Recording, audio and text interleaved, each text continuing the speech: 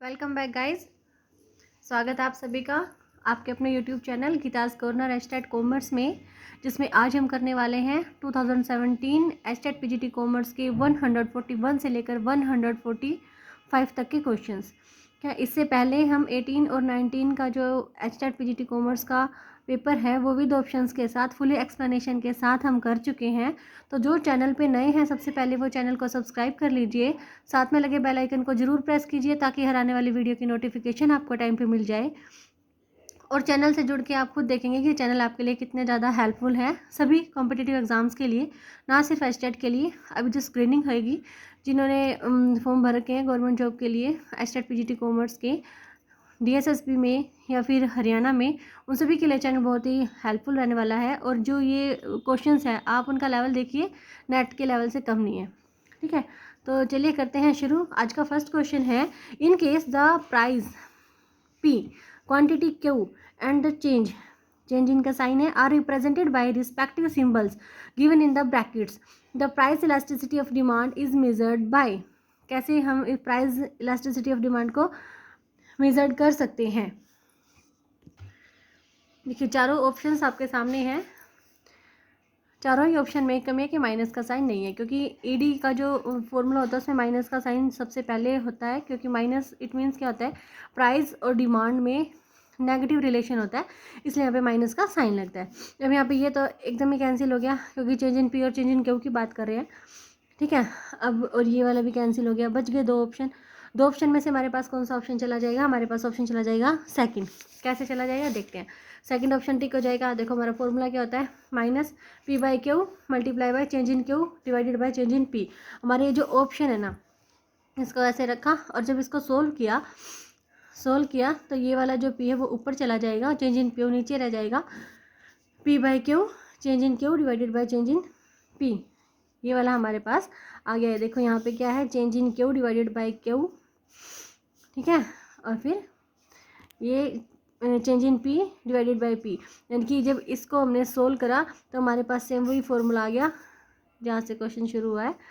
तो ये सेकंड हम ऑप्शन हमारे पास ठीक हो जाएगा। सेकंड क्वेश्चन क्या है, 142 question, the government of India establish the small industries development organisation. देखो एक क्वेश्चन तो क्वेश्चन में से निकल गया कि SIDO की फुल फॉर्म क्या है, small industries development organisation. Small industries development organisation नाम से क्या पता लग रहा है कि एक ऐसी ऑर्गेनाइजेशन जो छोटी छोटी इंडस्ट्रीज को डेवलप करने के लिए हेल्पफुल है। कौन से ईयर में इसको एस्टेब्लिश किया गया था? 1954 में। 1954 में। अदर ऑप्शन है 51, 72, देन 82। हम चले जाएंगे 54 के साथ। नेक्स्ट क्वेश्चन है हमारा, मार्केट सब divided on the basis of behavioural characteristics is called. Market सब डिवाइडेड इट मीन्स कि व्यवहारवादी विशेषताओं के आधार पर, बिहेवियरल कैरेक्टरिस्टिक्स क्या है, व्यवहारवादी विशेषताओं के आधार पर किसी भी बाजार का विभक्तिकरण करना क्या कहलाता है? ये कहलाता है सेगमेंटेशन। अदर ऑप्शंस क्या है हमारे पास? अदर ऑप्शंस में एग्रीगेशन क्या होता है? जोड़ना। The formation of A number of things into A cluster, गुच्छे में किसी भी चीज़ों को जोड़ना एग्रीगेशन। तो ये क्योंकि क्वेश्चन में पूछा डिवाइडेड, जो डिवाइड करे, और एग्रीगेशन का तो ये मीनिंग बिल्कुल है ही नहीं, तो ये ऑप्शन तो कैंसिल हो गया। सेकेंड ऑप्शन है अप्रिसिएशन, परिशुद्धता, the quality of being clear करने की क्वालिटी, और इन्हें तो डिवाइडेड करने की क्वालिटी पूछे तो ये ऑप्शन भी कट हो गया, none of the above. Third option तो है ही नहीं। क्या नेक्स्ट क्वेश्चन है, if a bill is accepted on 23 November 2016। बहुत ही ईजी क्वेश्चन है, +1 की बुक से आया है, BR वाले चैप्टर में से। 2 महीने के लिए कोई बिल लिखा गया 23 नवंबर को, तो what will be the due date for payment of the bill? क्या अब एक क्वेश्चन यहाँ से क्या आ गया कि भाई डेज ऑफ ग्रेस कितने होते हैं? 3 ग्रेस डेज होते हैं हमारे पास। तो 23 नवंबर को एक लिखा गया है बिल, 2 महीने के लिए लिखा गया है, तो तारीख क्या आ जाएगी हमारे पास, डेट क्या आ जाएगी? 23 जनवरी। अब अगर हम इसमें 3 डेज एक्स्ट्रा जोड़ते हैं ग्रेस डेज, तो क्या आ जाएगा? 26 जनवरी। 26 जनवरी पब्लिक हॉलीडे होता है, माइनस में 1 डे कर देंगे। देखो कोई ऐसा हॉलीडे जिसके बारे में पता है, यानी कि जो पब्लिक हॉलीडे है, जो भी जैसे कोई नेशनल फेस्टिवल है, तो वहाँ से हम 1 डे माइनस कर देते हैं अपने पेमेंट ऑफ बिल के लिए। लेकिन अगर इमरजेंसी हॉलीडे होता है तो फिर वहाँ पे 1 डे प्लस कर देते हैं। ठीक है, तो यहाँ पे 26 - 1 हमारा आंसर आ जाएगा 25 जनवरी 2017। ओके, क्वेश्चन क्या है कि बिल लिखा गया 23 नवंबर को 2 महीने के लिए, और इसकी ड्यू डेट क्या होगी? ड्यू डेट हो जाएगी इसकी 25 जनवरी 2017। Which one is the principle of Henri Fayol? Henri Fayol का प्रिंसिपल कौन सा है? देखिए हमारा आंसर है principle of division of work. Principle of division of work हमारे पास हेनरी फ्यूल का प्रिंसिपल है। अदर ऑप्शन से principle of planning, motivation then control, तीनों ही कैंसिल हो जाएंगे। प्लानिंग भी नहीं है, मोटिवेशन भी नहीं है और कंट्रोल भी नहीं है। तो चलिए पढ़ते हैं थोड़ा सा हेनरी फ्यूल के बारे में। यहाँ इस छोटे से पैरे में से ही इतने सारे क्वेश्चन निकल के आएंगे। देखो फंडामेंटल प्रिंसिपल ऑफ मैनेजमेंट, यानी कि हेनरी फ्यूल के जो प्रिंसिपल्स हैं उन्हें क्या कहा गया है? फर्स्ट क्वेश्चन तो यहीं से आ गया, उन्हें कहा गया है फंडामेंटल प्रिंसिपल्स ऑफ मैनेजमेंट, यानी कि प्रबंध के आधारभूत सिद्धांत। सेकंड क्वेश्चन कि हेनरी फ्यूल कहाँ से बिलोंग करते थे? फ्रांस से बिलोंग करते थे। क्या थे ये एक उद्योगपति थे। इन्होंने अपनी कौन सी पुस्तक में मैनेजमेंट के सिद्धांतों का, प्रबंध के सिद्धांतों का वर्णन किया है? इनकी बुक का नाम है journal and industrial management. Journal and industrial management. ये सारे क्वेश्चन जो है कॉमर्स के कॉम्पिटिटिव एग्जाम में आए हुए हैं, इसीलिए मैं बता रही हूँ, ठीक है। प्रबंध के 14 सिद्धांतों का इन्होंने वर्णन किया है। एक क्वेश्चन यहाँ से आ गया कि जो हेनरी फ्यूल है इन्होंने मैनेजमेंट के कितने प्रिंसिपल्स को एक्सप्लेन किया है, वर्णन किया है? इन्होंने 14 सिद्धांतों का वर्णन किया है, ठीक है। फ्रांस के प्रसिद्ध उद्योगपति हेनरी फ्यूल ने अपनी पुस्तक जर्नल एंड इंडस्ट्रियल मैनेजमेंट में प्रबंध के 14 सिद्धांतों का वर्णन किया है। प्रिंसिपल्स ऑफ मैनेजमेंट प्रस्तुत करते हुए उन्होंने 2 बातों पर जोर दिया। सबसे फर्स्ट क्या थी कि प्रबंध के सिद्धांतों की सूची बड़ी नहीं होनी चाहिए, यानी कि जो हमारे प्रिंसिपल्स ऑफ मैनेजमेंट है, फंडामेंटल प्रिंसिपल ऑफ मैनेजमेंट की सूची यानी कि लिस्ट इतनी बड़ी नहीं होनी चाहिए, बल्कि सुझावात्मक होनी चाहिए, सुझाव वाली होनी चाहिए, और केवल ऐसे ही सिद्धांतों की व्याख्या की जानी चाहिए जो अधिकतर परिस्थितियों में लागू होते हों, जिनको मोस्टली कंडीशंस में अप्लाई किया जा सकता हो, ठीक है। फर्स्ट क्या बोल दिया कि सूची बड़ी नहीं होनी चाहिए। सेकंड बोला इन्होंने कि प्रबंध के सिद्धांत ना कठोर नहीं बल्कि लचीले होने चाहिए ताकि आवश्यकता पड़ने पर उसमें परिवर्तन किया जा सके। ओके, अब 14 सिद्धांत है कौन से? सबसे फर्स्ट यही हमें छांटना था क्वेश्चन में कि कौन से हैं। डिवीजन ऑफ वर्क, सबसे पहला ही हमारा सिद्धांत आ जाता है division of work. Division of work का मतलब क्या होता है कि भाई किसी भी काम को करते समय ना उसे अनेक हिस्सों में बांट देना चाहिए, और फिर जितने भी सबऑर्डिनेट है सभी को ना काम का एक एक हिस्सा सौंपा जाना चाहिए, ताकि हर बंदा जो जिस कार्य में एफिशिएंट है, जो जिस कार्य में निपुण है, उसे वो काम सौंप देना चाहिए ताकि वो काम को अच्छे से कर सके। इसका फ़ायदा क्या होगा कि एक बंदा जब एक काम को बार बार करेगा तो वो एक्सपर्ट हो जाएगा उस काम को करने के, और फिर हमें स्पेशलाइजेशन के प्रॉफिट मिलने लगेंगे। फर्स्ट कार्य विभाजन का सिद्धांत जो कि हेनरी फ्यूल ने दिया। सेकंड क्या है? अधिकार एवं उत्तरदायित्व, यानी कि अथॉरिटी एंड रिस्पॉन्सिबिलिटी। इसमें क्या है कि जब भी अपने सबऑर्डिनेट्स को रिस्पॉन्सिबिलिटी दी जाए किसी भी काम को करने की, तो साथ साथ उसे अथॉरिटी भी दी जानी चाहिए ताकि वो काम को बहुत ही अच्छे से कर सके, मन लगा के कर सके। थर्ड क्या है? डिसिप्लिन, अनुशासन। एक ऑर्गेनाइजेशन में डिसिप्लिन का होना बहुत ज़्यादा जरूरी है। डिसिप्लिन तो देखो ना यूनिवर्सल है, यानी कि हर जगह पे डिसिप्लिन होना चाहिए, चाहे वो स्कूल की बात हो, चाहे घर की बात हो, चाहे ऑर्गेनाइजेशन की बात हो, हॉस्पिटल की बात हो, कहीं पे भी डिसिप्लिन के बिना कोई भी काम हो ही नहीं सकता, कोई भी ऑर्गेनाइजेशन आगे नहीं बढ़ सकता। डिसिप्लिन बहुत होना चाहिए। डिसिप्लिन का मतलब क्या है कि जो रूल्स एंड रेगुलेशंस बना दिए जाते हैं उन्हें फॉलोअप करना चाहिए। मान लो कि एक सेल्स मैनेजमेंट है, उसे अथॉरिटी है कि वो क्रेडिट में भी सेल कर सकता है, लेकिन अगर वो ये वाली सुविधा आम ग्राहकों को ना देकर बस अपने नज़दीकी रिश्तेदारों और मित्रों को देता है, तो क्या करेगा? वो अपने रूल्स एंड रेगुलेशंस को तोड़ रहा है और वो डिसिप्लिन को भी तोड़ रहा है। इसके लिए उसे सजा दी जानी चाहिए। फोर्थ क्या है? आदेश की एकता। आदेश की एकता, यूनिटी ऑफ कमांड, बहुत ही इम्पोर्टेंट इनका प्रिंसिपल है। इसमें क्या बताया गया है कि जो सबऑर्डिनेट है उसे बस एक जने से ही आदेश मिलना चाहिए। अगर एक बंदे को, एक अधीनस्थ को, एक सबऑर्डिनेट को कई सारे जने आदेश देते हैं तो वो किसी भी काम को ढंग से नहीं, किसी के भी काम को ढंग से नहीं कर पाएगा।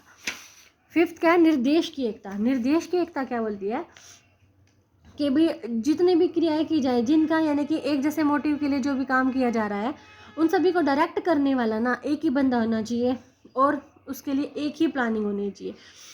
मान लो कि एक ऑटोमोबाइल कंपनी है, ठीक है, उसमें स्कूटर और कार, 2 प्रोडक्ट को मैन्युफैक्चर करना है, तो यहाँ पे 2 डिवीज़न बना दिए ऑर्गेनाइजेशन है, एक स्कूटर का डिवीज़न है, कार का डिवीज़न। अब दोनों ही जो प्रोडक्ट है ना उनकी मार्केट भी अलग अलग है और उनकी प्रॉब्लम्स भी अलग अलग है, उनके जो ऑब्जेक्टिव हैं वो भी अलग अलग होंगे। तो दोनों ही डिपार्टमेंट को क्या करना है, अपनी अपनी कंडीशन को ध्यान में रखते हुए अच्छे वो रिजल्ट लें, इसके लिए अपने अपने ऑब्जेक्टिव उन्होंने डिसाइड करने हैं।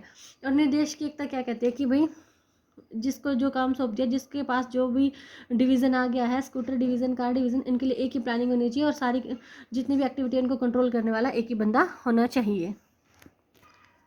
नेक्स्ट है कि व्यक्तिगत हित सामान्य हित के अधीन होने चाहिए। सबऑर्डिनेशन मतलब कि सहयोग होना चाहिए किसका, इंडिविजुअल इंटरेस्ट को जनरल इंटरेस्ट के साथ जोड़ के देखना चाहिए।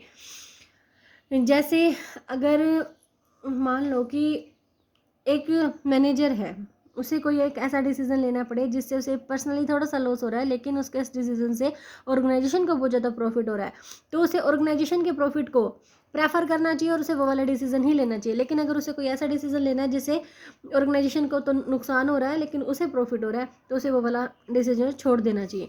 यानी कि यहाँ पे जनरल इंटरेस्ट को ही प्रेफर करना चाहिए, अपने ऑर्गेनाइजेशन के इंटरेस्ट को प्रेफर करना चाहिए। नेक्स्ट क्या, कर्मचारियों का पारिश्रमिक, रेम्युनरेशन टू एम्प्लॉयज़। ये तो बहुत ही कॉमन सी चीज़ है कि एम्प्लॉयज़ जो हैं, जो भी काम करने वाले हैं, अगर उन्हें रेम्युनरेशन ढंग से दिया जाएगा तो वो बहुत ही मन लगा के काम करेंगे और ऑर्गेनाइजेशन को छोड़ के जाने के बाद बिल्कुल नहीं करेंगे। तो उनका पारिश्रमिक जो उनका रेम्युनरेशन है वो बहुत अच्छे से उन्हें पेमेंट किया जाना चाहिए।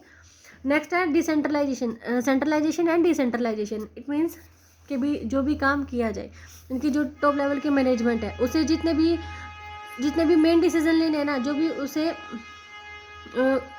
उसे मुख्य डिसीजन लेने होते हैं, जितने भी उसके जो बहुत ज़्यादा इम्पोर्टेंट रखते हैं डिसीज़न, ठीक है, ऐसे डिसीज़न लेने का जो अथॉरिटी है ना वो उसे अपने पास रखनी चाहिए।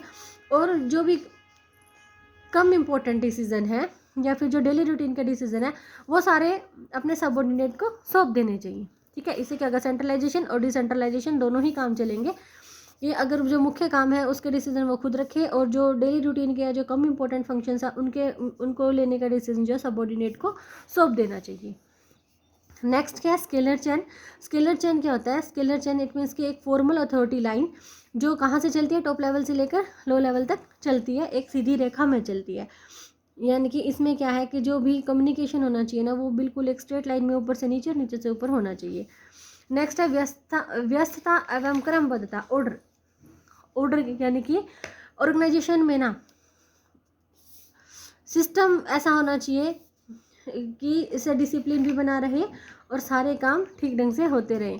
व्यस्तता और क्रमबद्धता, देखो व्यस्तता जो है दो चीज़ों की होती है वहाँ पे, एक तो फिजिकल यानी कि एक तो जितने भी हमारी भौतिक व्यवस्था आ जाएगी, इसमें मटेरियल का ऑर्डर आ जाएगा, और एक होता है हमारा मानवीय साधनों की यानी कि ह्यूमन रिसोर्सेज की। भौतिक के लिए क्या होना चाहिए, भौतिक साधनों को व्यवस्थित करने का अर्थ ये होता है कि हर वस्तु के लिए उचित स्थान होना चाहिए और हर वस्तु अपने उचित स्थान पर होनी चाहिए। A proper place for everything and everything in its right place. ठीक है, ये तो क्या जितना भी मटेरियल है वो, यानी कि सभी को पता है कि ये चीज़ यहाँ पे मिलेगी तो आराम से उसे ढूंढा जा सकता है। और सेकंड क्या होती है, सेकंड होती है मानवीय साधनों की व्यवस्था, यानी कि हर व्यक्ति के लिए एक स्थान होना चाहिए और हर व्यक्ति अपने निश्चित स्थान पर ही होना चाहिए। A place for everyone and everyone in his appointed place. इसलिए तो होता है ना कि जितने भी ये हमारे सेल मैनेजर, परचेज मैनेजर, जितने भी प्रोडक्शन मैनेजर, फाइनेंस मैनेजर, ये सभी क्या आता है, इनके अपने अपने एक पर्टिकुलर प्लेस होता है ना ऑर्गेनाइजेशन में, सभी को पता है कि कौन कहाँ बैठता है। अब बैंक में ले लीजिए, बैंक में सभी को पता है कि भाई अंदर घुसते ही कैशियर कहाँ है। इसी तरह अलग अलग डिपार्टमेंट के लिए वहाँ पे पूरी नेम प्लेट होती है। ये एक व्यवस्था होती है जो एक ऑर्गेनाइजेशन को अच्छे से काम करने में मदद करती है। नेक्स्ट क्या, इक्विटी यानी कि समता यानी कि समानता। काम करते टाइम अपने सभी ऑर्डिनेट्स के साथ, जितने भी सब ऑर्डिनेट उन्हीं के साथ एक जैसा व्यवहार करना चाहिए। ठीक है, यानी कि ये नहीं है कि चापलूसों को ज़्यादा प्रेफर करना चाहिए और जो चापलूसी नहीं करते उन्हें प्रेफर नहीं करना चाहिए। और एक जैसे व्यवहार का मतलब ये भी नहीं है कि अगर एक बहुत अच्छा काम करता है और एक कामचोर है तो उनके साथ एक जैसा व्यवहार हो। नहीं, जो कामचोर है उनके साथ सख्त रवैया अपनाया जाना चाहिए और जो अच्छा काम करता है उन्हें अप्रिशिएट भी करना चाहिए। नेक्स्ट है कर्मचारियों में स्थायित्व, स्टेबिलिटी ऑफ पर्सनल स्टेबल कब होगा, जब उनकी सेटिस्फैक्शन होगी ऑर्गेनाइजेशन के अंदर, उन्हें काम करने की अच्छी अच्छी सुविधाएं मिलेंगी, उन्हें लगेगा कि ऑर्गेनाइजेशन में उनकी भी इंपॉर्टेंस है, तो वो अपने ऑर्गेनाइजेशन को छोड़ के जाने की बात नहीं करेंगे। नेक्स्ट क्या है, पहल क्षमता। पहल क्षमता में क्या होता है कि जब प्रबंधक अपने अधीनस्थों के विचारों का स्वागत करता है, ठीक है, जब मैनेजमेंट अपने सबऑर्डिनेट का स्वागत करेगी तो ऐसा करने से जो सबऑर्डिनेट है वो बार बार न्यू एंड इनोवेटिव आइडियाज़ के साथ अपने आप को प्रेजेंट करेंगे और वे ऑर्गेनाइजेशन के अटूट हिस्सा बन जाएंगे और ऑर्गेनाइजेशन को छोड़ के भी जाने की बात वो नहीं सोचेंगे।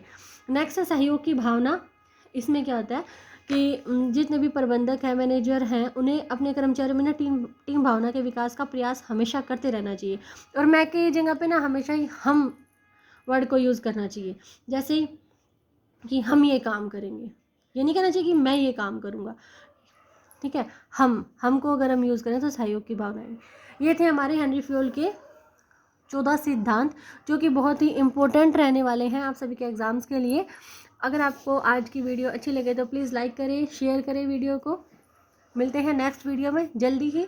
Till then bye bye.